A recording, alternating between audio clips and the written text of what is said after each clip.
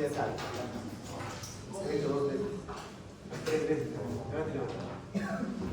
Muy bien, chicos, entonces, ¿cuál es el mecanismo de acción del paracetamol?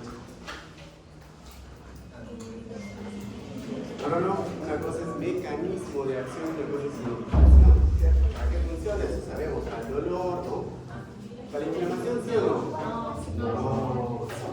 Es lo bueno de hacer teoría, ¿no? La práctica es la teoría, ya saben. ¿Cuál es el mecanismo de acción del paracetamol? ¿No he hecho todavía? Inhibe. Mecánicamente. ¿No? Paracetamolcito de 500 miligramos. ¿Se activa por algo, sí o no? Tiene que activarse. Se activa por cefalea, dolor por inflamación, ¿no? Inflamación. O sea, algo tiene que dañar a quién, a la membrana celular, ¿sí o no?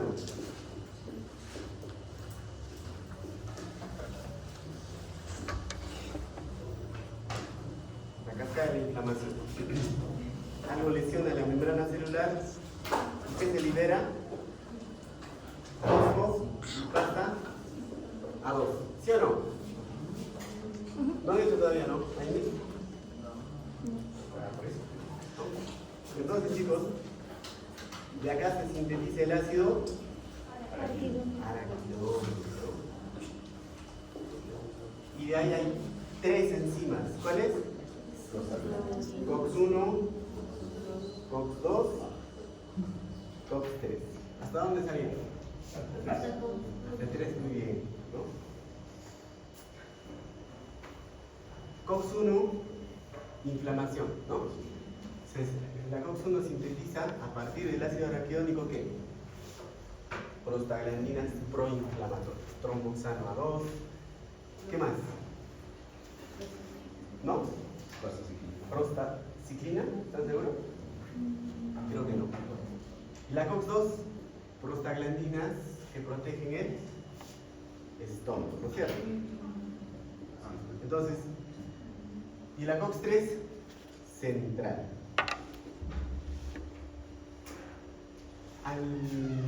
El paracetamol, ¿cuál de estas enzimas tiene? COX-3. Por eso es que no daña el estómago, ¿no? Porque si tú inhibes esta enzima, ¿qué pasa, chicos? ¿No? Es gastrolesivo. Te ataca el dolor, pero también te ataca el estómago, ¿no es cierto? Entonces el paracetamolcito al inhibir el COX-3, que es más neurológico a nivel central, chicos, ejerce analgesia. No es antiinflamatorio. ¿Por qué? Porque no va pues, contra las prostaglandinas proinflamatorias, ¿no es cierto?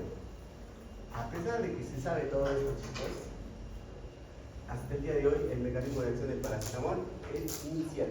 ¿Sí o no? No se sabe. Es más, ¿no? ¿Han leído la teoría de los endocannabinoides? ¿Sí o no? Ustedes que son alumnos. ¿Qué es esto? Lo que siempre hablamos, ¿no es cierto? Una transmisión, ¿no? Miren, lo normal, si hemos hablado de fenitoína, ¿qué pasa? ¿No? Se despolariza la membrana celular, ¿no es cierto? Por voltaje que entra sodio, ¿no? Normalmente, ¿qué pasa? Este aumento, esta polaridad positiva del sodio hace que se activen los canales de eso ustedes ya saben. Y normalmente, chicos, para cualquier neurotransmisor neuronal, obviamente, glutamato, glicina, noradrenalina, dopamina, serotonina, siempre se depositan ¿en qué? Vesículas. Las vesículas están llenas de neurotransmisor, ¿sí o no? Y ese se libera, se une a un receptor que normalmente es de tipo iónico, ¿no? Y sigue transmitiendo el potencial de acción. ¿Así? ¿Estamos de acuerdo? O sea, normalmente si es glutamato, ¿qué va a entrar? Sodio. Si es GABA, ¿qué va a entrar? Cloro, ¿no? Si es glutamato en los AMPA, ¿qué va a entrar? Calcio, ¿no? Y normalmente así se transcribe el potencial de acción, chicos. ¿Ya? Pero hay un sistema que se llama endocannabinoide.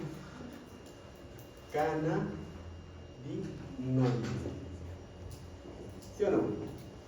Cannabis, viene de cannabis. Pregunta: ¿qué hace el cannabis en tu cuerpo? ¿Por qué te agitas? ¿Por qué te excitas? ¿Por qué te da hambre? ¿Lo sabes? O sea, lo fuman y no saben qué fuman. Como todos. ¿Dónde actúas? Chicos, este sistema endocannabinoide está desde la época de los 2000.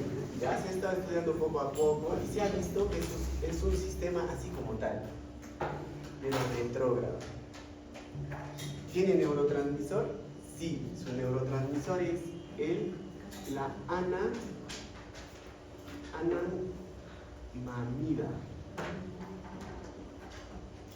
AEA 2, algo así, no me acuerdo muy bien, doctorita. ¿Ya? Estos son los neurotransmisores. Tiene receptores, pero miren, estos se sintetizan en el postneuronal, ¿ya? Y en el preneuronal tienen los receptores, es al revés.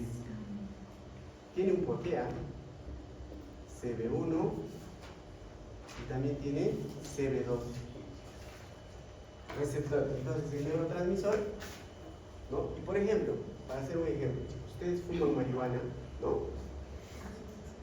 Y la marihuana tiene fitocannabinoides y su metabolito, el tóxico, se llama THC. ¿Qué se llama eso? Tetrahidrocannabinol. Eso se sabe, ¿no?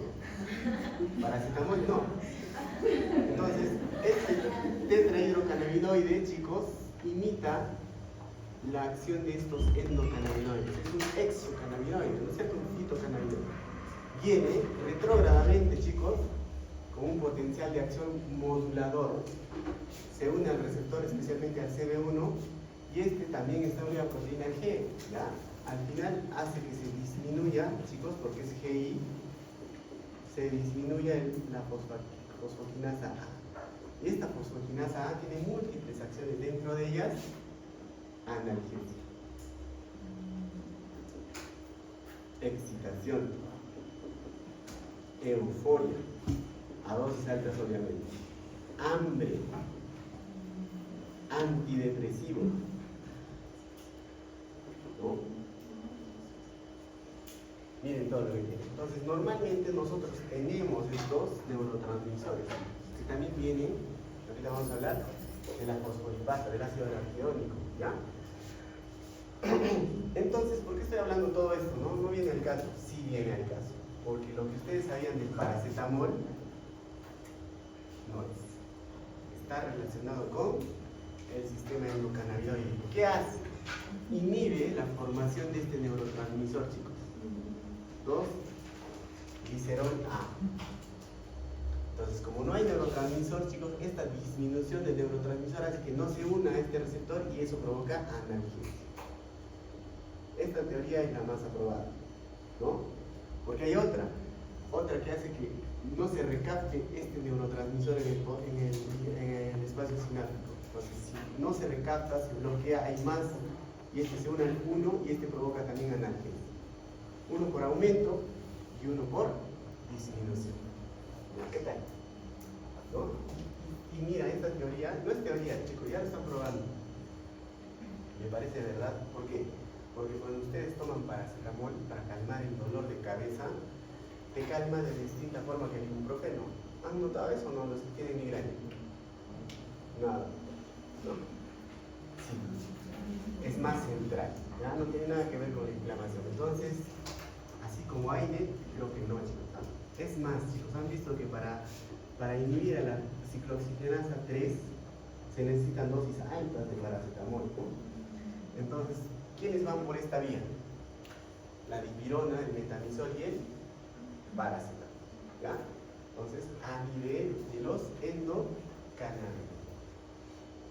Por eso, chicos, se da cannabis en gotitas, o sea, los fito, ¿no? Para manejar el dolor, ansiedad en algún tipo de paciente. ¿Está claro? ¿Ya, chicos? Vean eso, revisen eso. Le preguntan a Rol. ¿Cómo expresa un mecanismo de acción? COX-3. Jalación. Muy bien. Entonces, chicos, conociendo este mecanismo de acción, que es tan sublime del paracetamol, a dosis no tóxicas te calma el dolor, no te altera el tracto gastrointestinal, es dosis dependiente, se metaboliza rápido, ¿ya? Pero cuando nos excedemos en la dosis, ¿tienen papel, chicos? Papelito, por favor. Cuando nos excedemos en la dosis, nos mata, ¿no? Perfecto. Y eso vamos a hablar hoy día.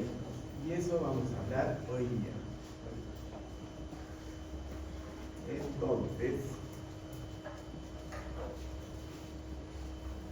¿no han hecho todavía AINES? ¿En qué tema están, chicos? ¿Antidepresivos? No. ¿Antiparkinsonianos? No. Muy bien. La siguiente diapositiva. Entonces, chicos, conocido eso, la idea es que conozcan, ¿no es cierto?, el mecanismo de acción. Entramos en un caso clínico. Es una paciente de 23 años de edad, peso 70 kilogramos, sin historia de enfermedad crónica, incidentalmente, o sea, no ha sido voluntario, chicos, toma 10 tabletas de paracetamol de 1 gramo. ¿Ya? 1 gramo, chicos, es 1000 miligramos. Muy bien. Clonazepam de 2 miligramos, 2 tabletas, o sea, clonazepam se ha tomado 4 miligramos de clon. La información recabada por la misma paciente ingresa a emergencia de la clínica Max Salud, chicos. Es un caso real, no, eso yo no me invento, no me copio. A las 2 horas de la ingesta, pero ya llega somnolienta, puede ser por el clona, ya, eso hemos asumido, no requiere mayor sintomatología, no había sido. Obviamente 10 gramos, estaba en la gloria, ¿no? Dolor no sentía. ¿Qué medidas deberían iniciarse al ingreso? Entonces tú ya conoces el paracetamol, ¿no? Entonces, chicos, paracetamol de 1 gramo, o sea, ¿cuántos miligramos ha tomado? Ha tomado 10 gramos, ¿cierto? ¿Sí o no? ¿Está claro? 10 gramos, o sea, sería 10.000 miligramos, ¿no? Muy bien. Entonces, chicos, ¿qué medidas debería iniciarse al ingreso? ¿Qué deberíamos hacer por criterio? Tanto que estamos hablando. Desde Farma 1 vamos a hablar con las intoxicaciones por vía oral. ¿Qué hacemos? Lavado gástrico, ¿no? ¿Cuántas horas tenemos, chicos? 4 horas. Para todo es 4 horas, ¿ya? Dependiendo del pH, ¿no? ¿Dónde se absorbe el paracetamol? ¿Dónde? ¿En el estómago? ¿Cómo no ha probado Farma 1? El duodeno, pues chicos, y ayuno, ¿no es cierto? ¿Qué fármaco y a qué dosis se debe iniciar? ¿Cuál es el antídoto? Eso sí sabe, ¿no? Cultura general. Antídoto de la intoxicación por paracetamol. Carbono activado, ¿no? ¿Cuál es? N-acetilcisteína. Pues vamos a aprender a usar la N-acetilcisteína como antídoto, ¿no? ¿Y cuál es el mecanismo de acción del fármaco en mención? ¿Qué hace la N-acetilcisteína? Ya eso sí es un poquito difícil. Mucho con ustedes. Vamos a aprenderlo. ¿Qué factores de riesgo se conocen para desarrollar la falla hepática, chicos? Tampoco están en la obligación de saber, ¿ya? Muy bien. El siguiente, por favor. Entonces, chicos, el paracetamolcito es un analgésico, ya les he dicho, bien sublime. El que gusta a todos. Todos toman paracetamol y habría que tomarlo en forma consciente cuando hay dolor. Más utilizar en el mundo. Es más, chicos, tú vas a la farmacia y dices paracetamol, no te piden receta, ¿verdad? Se llama over the counter, ¿cierto? Su ingesta es la principal causa de insuficiencia hepática en Estados Unidos, Europa y en el mundo, chicos, ¿no? En el Perú, ¿cuál es la primera causa? Alcohol. Importantísimo. Muy bien. El desarrollo de la lesión hepática depende tanto de la dosis consumida como de los factores de riesgo de cada individuo. Eso vamos a conocer. El antídoto, por cultura general, eso cualquiera lo sabe, es la N-acetilcisteína, el famoso fluimucil. Es ampliamente conocido. Más de 28 billones de dosis fueron distribuidas en Estados Unidos en el año 2003. Una peculiaridad, chicos, es que de todos ellos, un buen porcentaje, casi el 25%, eran niños. ¿Ya? Niños. ¿Ya? Entonces el paracetamolcito en jarabe, 160 miligramos, y acá tienen el ibuprofeno. De 100 y de 200 miligramos. 5 ml, 5 ml. Pregunta, esto es un Z, ¿no? ¿Cuál es más rico? Ibuprofeno. Ibuprofeno. ¿Y por qué es rico esto, chicos? Porque esto no te va a matar, ¿no? Esto sí. Entonces, si es rico, el niño ¿qué va a hacer? Se lo toma, porque no hay niño que les guste el jarabe, ¿no? Pero hay algunos que les gusta, chicos, como yogur se lo toman. Porque este es feo, porque si el bebé lo toma, lo va a botar. ¿Ya? Todo tiene lógica, ¿no? Todo tiene por algo. No, doctor, los de marca son ricos, no. Igual son feos. ¿Ya? Un detalle, un guachito, ¿por qué es feo? Por esto. Por tanta muerte. Siguiente. Importante, chicos. Nosotros vamos a hablar de adultos, ¿no? De adultos, pero la dosis tóxica. Nosotros hasta 4 gramos al día, ¿no? En nuestro hígado puede metabolizarlo, sin problema. En todos ustedes, más de 50 kilos, 4 gramos, ¿no? Si eres migrañosa o migrañoso, puedes tomar un granito cada 6 horas, ¿no? Eso sería 4 gramos al día. No va a pasarte nada, ¿no? O si con 500 miligramos vas bien, cada 8 o cada 6 horas, en total 2 gramos vas bien, ¿no? Si superamos los 4 gramos al día, hay riesgo, chicos, ¿no? Dosis tóxica comprobada de 7.5 a 10 gramos, ¿no? Doctor, que yo he encontrado otra dosis, chicos, anoten esto, háganme caso. 7.5 a 10 gramos. Dosis letal, 15 gramos. O sea, si la señorita del caso clínico hubiese tomado no 10, sino 15, no había nada que hacer. Nada que hacer. ¿Ya? Bueno, ese guachito para de los niños, de 150 a 200 miligramos por kilogramo de niños, y claro, la dosis tóxica. Muy bien. La siguiente diapositiva, por favor. Entonces, chicos, la fisiopatología de esta intoxicación es importante, ¿no?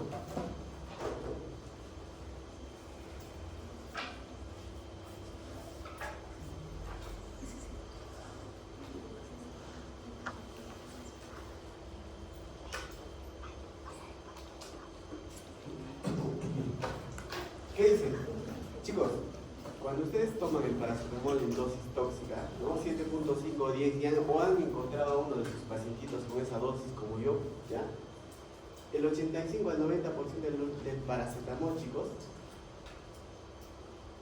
se metaboliza, ¿ya? A N-acetilparaminofenol. Importante. Es metabolizado por la enzima glucoroniltransferasa y la sulfotransferasa. La mayoría. ¿Ya? ¿Se acuerdan de la fase 1? En la fase 1, ¿quiénes entran? Los sí. ¿No? Y en la fase 2, las conjugasas. Estas son las conjugadas. Pregunta: ¿si ha pasado la fase 2 este fármaco es lipo o es hidrosoluble? Hidrosoluble. Muy bien. ¿Ya? Entonces, si es hidrosoluble, casi 90% de esa droga se ha eliminado. ¿Ya? Chicos, ¿por qué les he dicho un detalle con el N-acetilparaminofenol? Ese metabolito del N-acetilparaminofenol es liposoluble, ¿ya? Pasa al sistema nervioso central y es el que activa a esos dos neurotransmisores, al AMA y el 2GA. ¿Ya? aumenta la concentración y al segundo lo disminuye. ¿Ya? Entonces, si les preguntan cuál es el metabolito que activa estos endocannabinoides, es el N-acetil paraminofeno. ¿Ya? Entonces, no viene el caso solo para recordarles de dónde vienen estos dos endocannabinoides. Pero, ¿ya?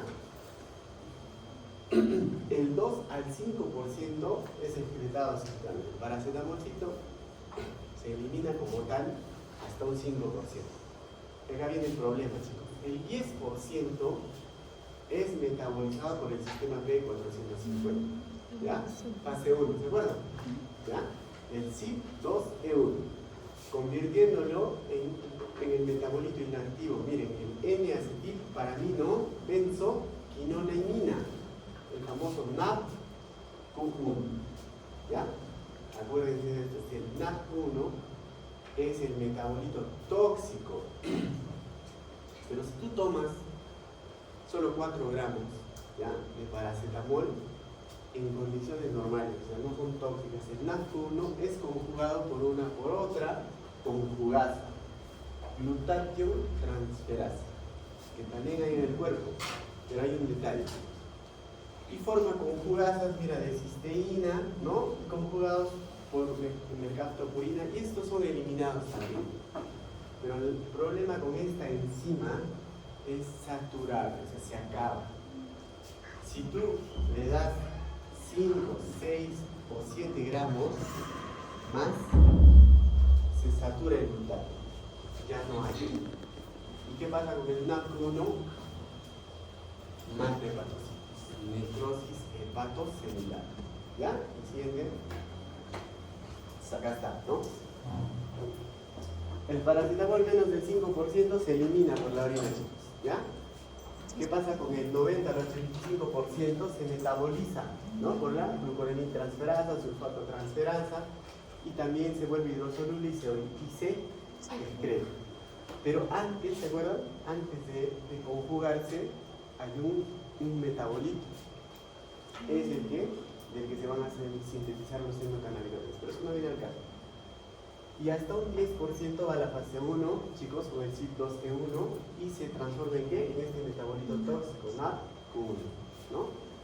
Viene el glutatión que tenemos en las reservas del hígado, y el glutatión que hace lo convierte en conjugados de cisteína y mercaptopurina, y también lo elimina, ¿no? Pero ¿qué pasa cuando no hay glutatión? Este NAP mata células. Ese es el mecanismo por el cual, chicos, el paracetamol produce hepatopatía tóxica, ¿no? Lleva años. Siguiente. Fácil nomás. Lo mismo, chicos, para los que no entienden en gráficos, entonces de esta forma, ¿no? Paracetamol, ¿qué pasa? Se conjuga hasta un 90%, se elimina. Otro porcentaje va a la fase 1 directamente, ¿no? Y se convierte en NADPI. El glutatión, cuando hay buenas reservas, lo convierte en conjugados de cistina y mercaptopurina, ¿no? Y se elimina también. Muy bien, el siguiente. Recuerden Pharma 1, chicos, ¿no? Por gusto no es tanto floro que están metidos en Pharma 1. Que son inductores y que son inhibidores. Si yo le doy paracetamol a un pacientito, y ese paracetamol es sustrato del 2E1 en este caso, y le doy un inductor del 2E1, ¿qué pasa con el paracetamol? Se elimina y se metaboliza rápido. Y si le doy un inhibidor, se metaboliza y se elimina lento. Entonces, mucho cuidado. Cuando dé paracetamol y tenga algún inhibidor, no es necesario que le des pues, las 7.5 gramos. Con 4 gramos añadido a un inhibidor, puedes potenciar la drogación. ¿No es cierto? ¿No? ¿Cuál es un inhibidor por excelencia? Entonces, mucho cuidado con los tuberculosos que le das paracetamol. No todo me duele, ya tómate 4 gramos, estás matando, ¿no es cierto? Pues, ¿qué le dirán? Señor, solo le toca hasta 2 gramitos máximo. Muy bien. El siguiente. Entonces, chicos, ¿y qué pasa? ¿Cuál es el mecanismo fisiopatológico por el cual el paracetamol hace daño al al higadito, ¿no? Al hepatocito.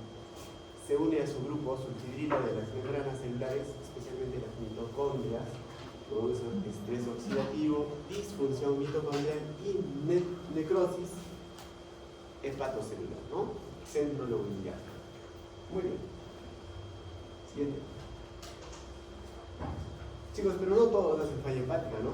Por ejemplo, la señorita cuando vino no estaba en falla, obviamente que no era el tiempo, ha venido a tiempo, ¿no? Pero si ella hubiese estado desnutrida, en ayuno prolongado, alcoholismo crónico, hepatopatía crónica, tenía más probabilidad de ser falla hepática. Y si hubiese consumido inductores como isoniazida, rifampicina o fenobarbital, ¿no? El siguiente. Chicos, esto sí es importante, ¿no? Mucha atención, las fases de la intoxicación. Miren, la fase 1, primeras 24 horas. No hay cambios en el laboratorio, entonces tu pacientita puede estar somnolienta, quejumbrosa, irritada, delirante, pero tu TGO, TGP va a estar normal. Tu TP va a estar normal, albúmina normal. En la fase 2, de 24 a 72 horas, dolor en el hipocondrio derecho. Se hincha, pues, ¿no? La necrosis produce inflamación, ¿no? Se hincha el hepatocito, se distiende la cápsula de Gleason, dolor en el hipocondrio derecho. Crece, obviamente el edema hace crecer el higadito, hepatomegalia, y obviamente la TGO y TGP van a estar elevadas. Pregunta. Criterio nomás. ¿Cuál de los dos va a estar más elevado? ¿La P o la O? La P, ¿no? Un guachito para que no se confunda. P de profio, del hígado, O de otros, ¿no? La O se eleva con el infarto de miocardio, falla renal, obviamente con hepatopatías, pero el que más se eleva es la PG, ¿no? Más de 1000, chicos, ¿no? Más de 1000, más de 2000 veces su valor.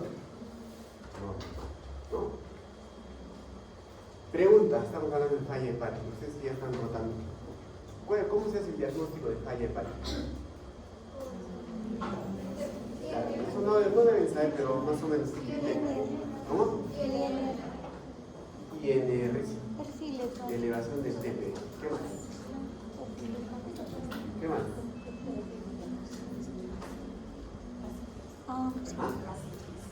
Acidosis, no. Asitis tampoco. Una cosa es falla hepática, otra cosa es cirrosis, ¿cierto? Cirrosis, hepatopatía crónica. Prolongación del TP.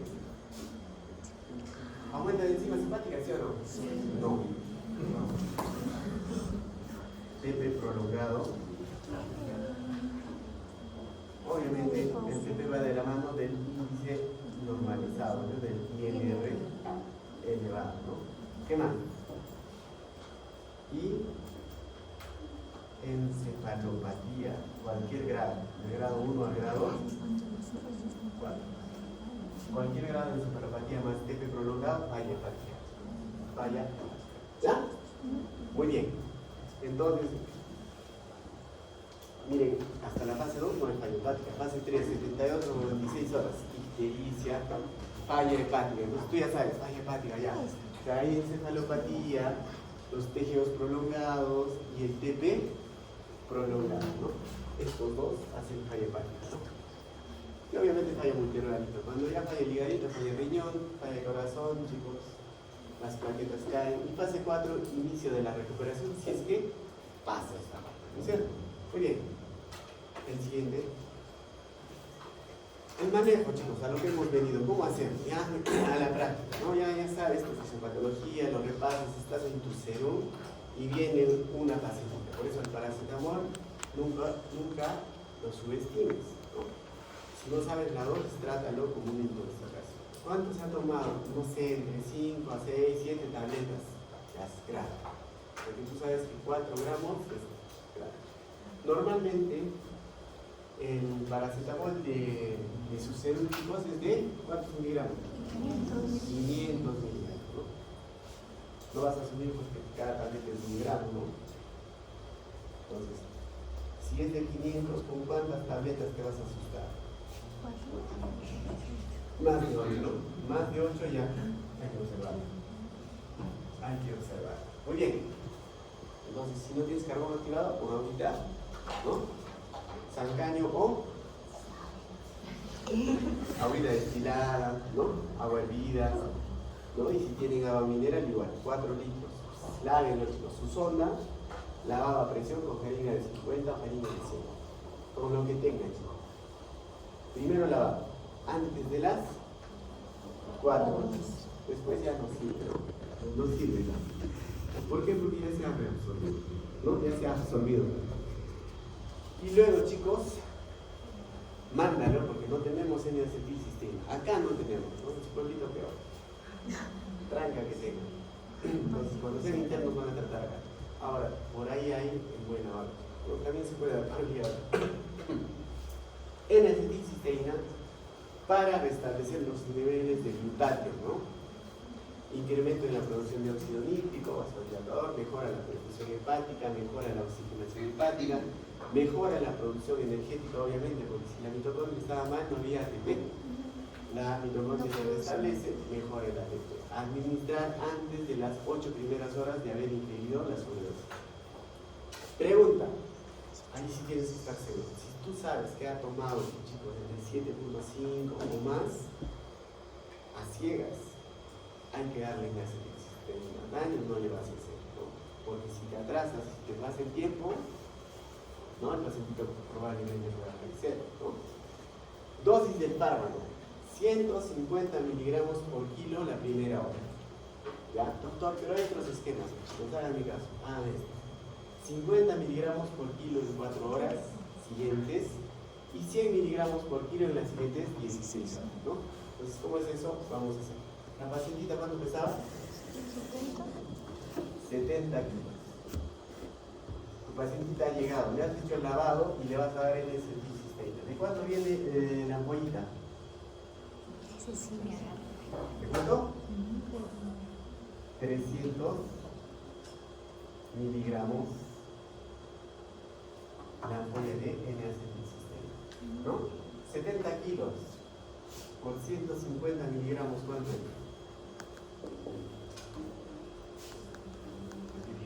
¿Cuánto?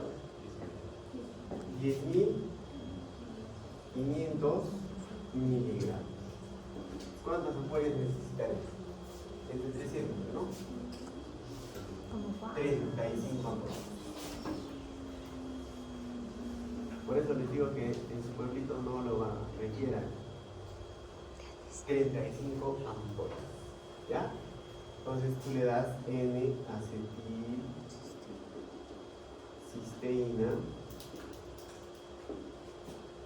35 ampollas.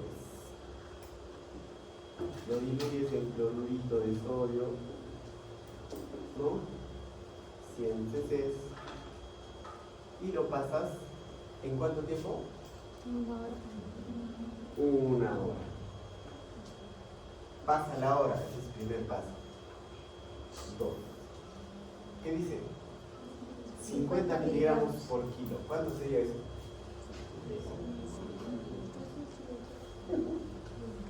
¿Cuántas ampollas?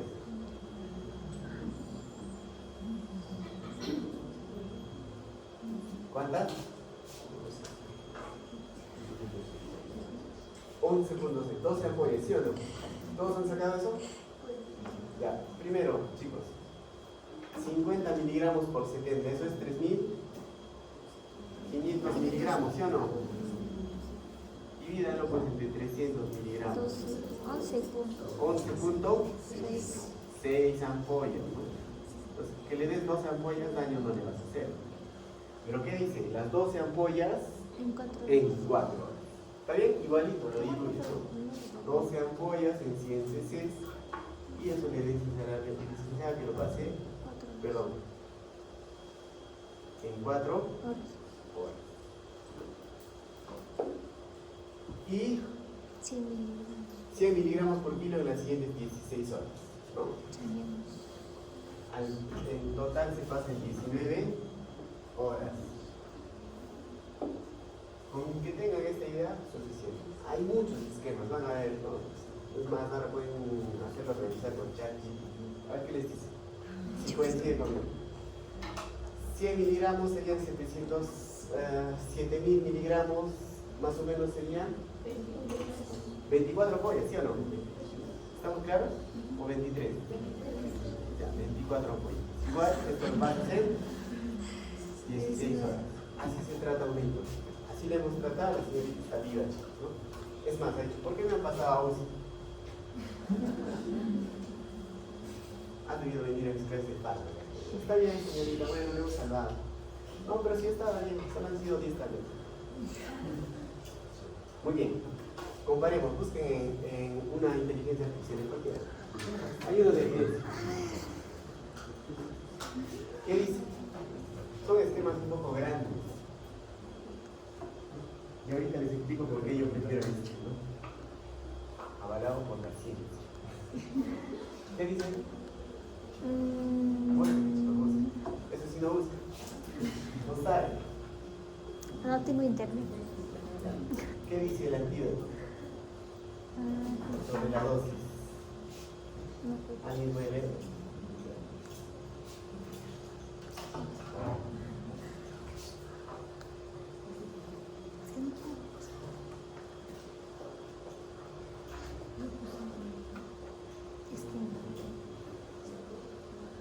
Ya, ¿qué dice? ¿Alguien puede leer? Fuerte, a ver. Es lo mismo, ¿no? Hay otros esquemitas que al final van a variar. Para esto, chicos, han comparado que al final han medido, por ejemplo, transaminasa, INR, glucosa, albúmina, y al final los resultados eran los mismos, no era inferior en ese esquema.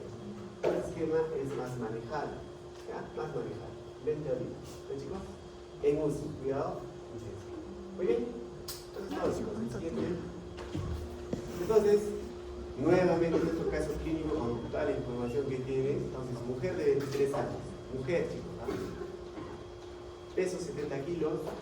Historia de enfermedad crónica. Sin enfermedad crónica. 10 tabletas, o sea, 10 gramos de paracetamol. Clonazepam no es tóxico, esa dosis, porque ustedes toman así, ¿sí? Ingreso de emergencia, Max Salud, 2 horas. Entonces, ¿le tocaba o no lavado gástrico? En la clínica Max Salud se le ha hecho su lavado gástrico, con carbón activado. ¿Qué fármaco y a qué dosis se debe iniciar el antídoto? ¿Cuál es el fármaco? El antídoto, la dosis. 150 Primer esquema. 150 miligramos. 150 por kilo en una hora. Una hora. Segunda fase. 50 miligramos.